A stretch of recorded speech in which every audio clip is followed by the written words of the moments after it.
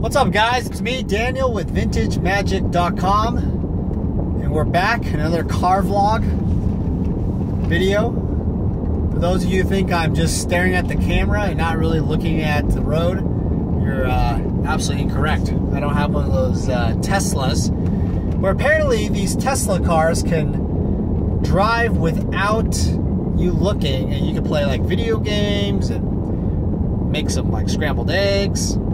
And yeah, you're good to go. You can just drive, and it can drive you miles down the road. I have a buddy coming over tomorrow who has one of those, and I'm actually intrigued to see how that works. I'll have to report back my findings. All right, so this video is a very interesting video. I want you guys to sit down, grab a coffee, grab an adult beverage, whatever the hell you drink, and I want you guys to grasp this concept. The concept is passive income. It's well known in business that passive income is basically, essentially, income that comes in that is providing positive cash flow. That is money that is positive, not negative. We are not talking about things that you owe a ton of money on and you are in the red. Now, I will caveat this and say that, for example, if you had a rental property and you had positive cash flow of $500 or something, that could be considered passive income. However, the point of where that income turns red, not the black, which means you're making money, that would not be considered passive income anymore. So with any investment, there is no guarantee. I know that some people like to sell you and tell you that, hey, there's a guarantee in real estate or a guarantee in stocks. Oh, I have a 401k. Oh, I have a IRA. Oh, I have real estate. No. There's no guarantee. Oh, I have gold. I have Bitcoin. There's no guarantee. As you can tell with any commodities, any real estate, anything as that such, there is always volatility, and with volatility, there's always a potential for it to go to zero. The principle, that is. So, I got asked the question the other day, is Magic the Gathering passive income? Is it something you can actually make income and have residual income for the rest of your life? And I can answer that question and say, yeah. You know, for me, it's a business. I never thought I could create a business out of Magic the Gathering, of all things. It's a really blessed life, honestly. I deal with people that really appreciate the hobby. They love what they collect, love the game. And be able to play Magic with one-on-one or multiple players, and just talk about life and maybe some business. It's pretty cool. I mean, you can talk to people about life, and then you also could sell them a few cards. That's a pretty good hobby, pretty good job, right? I honestly don't consider this a job. But this fits under the category of a business also. Keep in mind that at the end of the day, if you don't look at it as a business, and you look at it as me playing Magic, and just kind of a hobby, you're actually going to have a better chance of losing more money than you ever thought. Just like most LGS stores that actually do not make any money, and they actually are losing money like crazy because of the fact that they're playing Magic all the time. They're not doing wise business deals when they're looking out for their own decks and collections. Or it's just a place for their friends to play Magic. Yeah, it could basically be an awful situation. So, I think for me, it's become a situation where, yeah, I can build a legacy for my family and provide for them and food on their table and a home and, travel around the world. And yeah, it's brought a really great life. But let's ask the question, can it work for everybody? My answer to that is no, it actually cannot. The reason why having Magic Gathering as what you call passive income for the rest of your life, there is no guarantee in Magic. And by the way, I will caveat again that there is a possibility that, let's say, Magic just totally goes downhill. Vintage cards, vintage investments and artwork and stuff like that become worth nothing. There is obviously a very slim chance that can occur, but I'll just be upfront. I don't think that doomsday scenario is ever going to happen, but could it happen? Sure. So, with everything, you have to weigh the risk. I think the reason why most people are not able to make passive income on Magic is because they don't have their footing on their personal life set. I've talked about this in all the other videos, and I'm not going to go deep into it today, but I will say that if you are a person that's living off debt and have no positive cash flow out of it, which I don't think debt is a bad thing, unless you have positive cash flow with that debt. But I don't think operating a business that is, just because you own a business does not mean you're successful. Owning a successful business that's positive cash flow is extremely difficult in this day and age. It's not easy to have a business and always be on the black, be in the positive. It takes a lot of discipline, a lot of hard work, and some luck, honestly. Some good marketing, some good advertising, some good salesmanship. So I think passive income, like just buying Magic the Gathering cards, isn't going to guarantee you to make income in Magic. I think there's some steps that are required for you to do it. Let's say you have that personal life in order. Let's assume that you have cash and necessity or expendable luxury income that you can use. So I've gotten a phone call this past week from several people talking about they want to invest in Magic. They have X amount of dollars that they want to invest in. They want my advice. Sure, okay. What direction do you want to go? Right? And I always send people to that one video that I have about, are you a collector or are you an investor, or really, are you just really an investor? And a lot of people kind of watch that video, and some people get frustrated because they don't really understand that the importance of understanding if you're an investor or a collector is actually paramount to your decision, your ability to actually make any money in this thing. Yeah, it's true. For you to make money in Magic the Gathering, you gotta make that decision. You gotta make it clear. I hear this a lot from people, that they want to buy cards or collectibles, whatever, that they remember from their nostalgia and their childhood. They love the revised Dual Lands, or they love the Underground Sea, or they love Alpha cards, or they love Beta cards, or they love Arabian Nights cards, and yeah. God, if this freaking Diet Coke was empty, I would just drink the whole thing, go crazier. I mean, seriously, for God's sake. You love.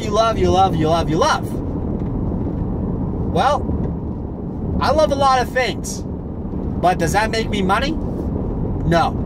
And this is the sad reality, is that you gotta think of Magic as the investment if you are going to actually make any type of money. What that means is you cannot look at it as, oh, I have this heartfelt connection towards it. Oh, no. I have to, it makes me feel good. I understand this card because I used to play with it. So that makes it worth something to invest, right? No. For God's sake, no. Just because you know something does not mean it's necessarily the best investment. That's very important. Important tip is that, you know, you're aware of this card or you're aware of this set or whatever. Doesn't mean it's the best investment. You know, Rudy from Alpha Investments has a very interesting tip that he puts out. I don't know if anybody ever got it. Is that he says that the best investments are the ones that people don't really like. The ones that have low EV. The ones that, well, are kind of like what he said, Shadows over Innistrad, or, you know, Avacyn Restored, and the oddball boxes that could really were not doing really well. If you really step back and think about what he's trying to say, it actually makes a lot of sense. You have to think outside the box. You know all these fucking boxes? All these boxes? You gotta think outside the box and start approaching investing creatively. Because in the end of the day, the goal is to diversify and have a portfolio. Somewhere's going to make more money, some will make less, some will go faster, some will go slower. But if you're always buying the same stuff that everybody else is buying, you have a high potential of losing, in my eyes, too. Not to say that the racehorse that you pick, if everybody picks it, you won't win. There are stragglers out there that you could essentially win and win big. That if you don't open your eyes in perspective, you are not going to get that opportunity. So I think it's very interesting that most people do not look at opportunities beyond the normal. So you're probably asking, well, what the hell does this mean? I mean, what the hell are you talking about? Like, what? And am I going to tell you that, hey, go off and buy a bunch of 500 boxes of Dragon's Maze? No, I'm not saying that. What I am saying to you is, sure, buy the 500 boxes of Dragon's Maze if you can get it for like 20 bucks, 25 bucks, whatever, the EV, right? The cost basis is correct. So that's what I'm saying, is everybody's saying that, well, Dragon's Maze is a piece of shit box. I'm here to tell you that it doesn't matter what kind of box it is. If the cost basis is good, you buy it. Now, there are some things that have a lot more of a higher investment value, financial capital, that you're going to have to up front, principal. And most of you out there are going to tell me that, you know, Dan, I can't afford that, I can't afford that, I can't afford that. Well, then you can't afford it, right? But I'm here to say this.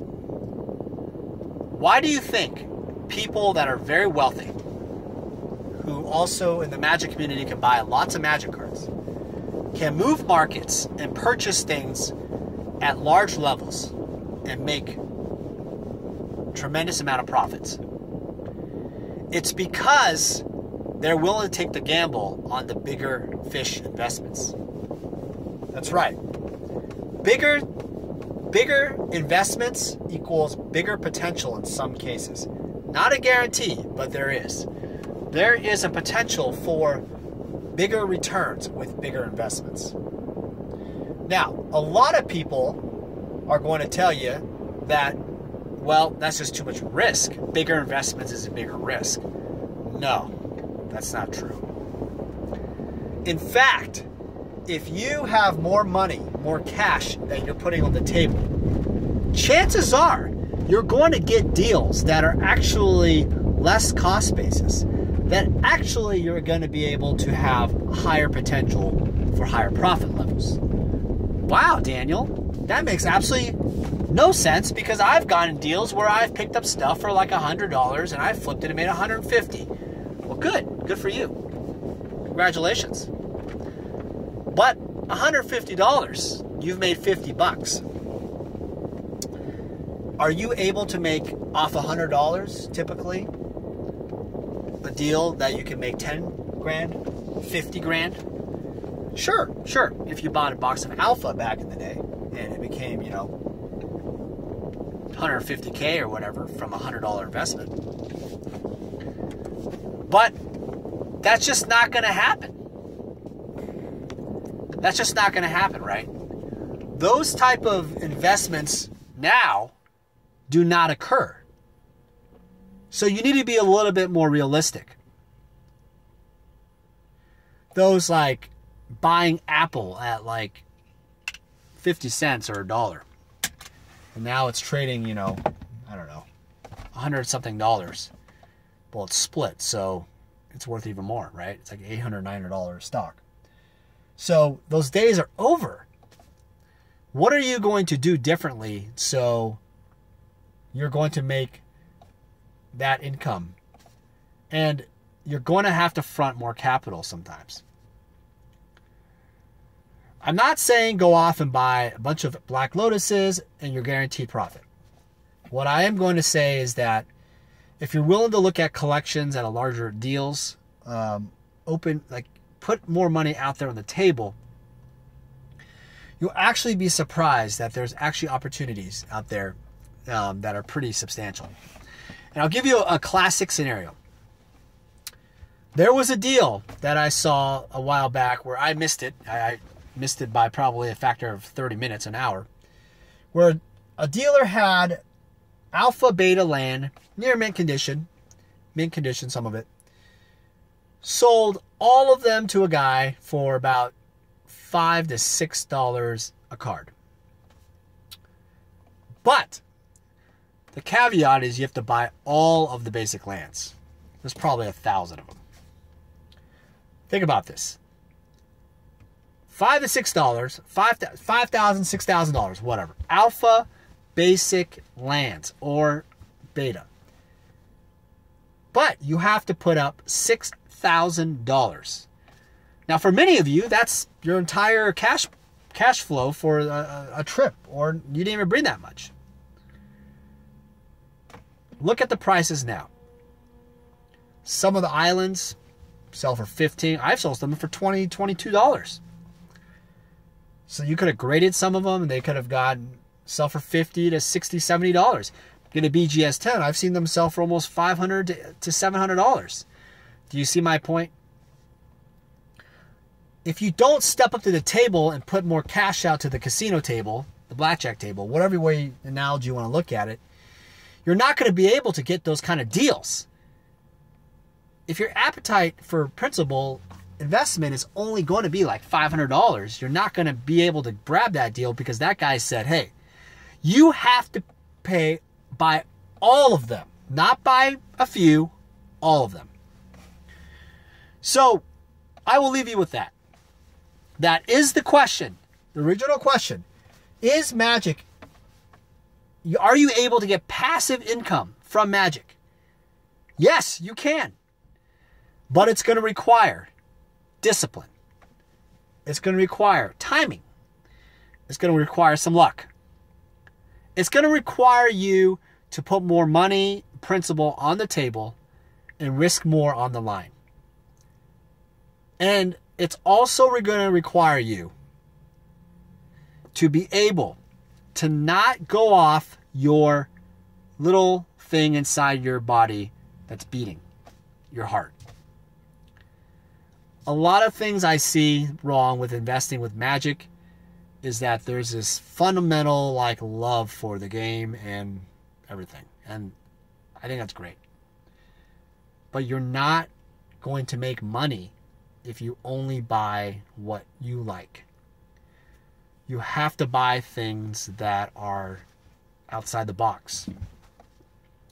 Things that you'll never buy normally. Things that you'll have to split up sometimes, resell, but that's okay because you'll make a profit on those sales and build equity through your portfolio. So, I hope that gives you guys a little insight of my thought process on how to build passive incomes as a Magic the Gathering investor. It's not really the deepest analysis, but it should give you some conversation started. And please put in the comments below if you like the video. Big thumbs up always helps. I will see you guys soon. You guys have a good day.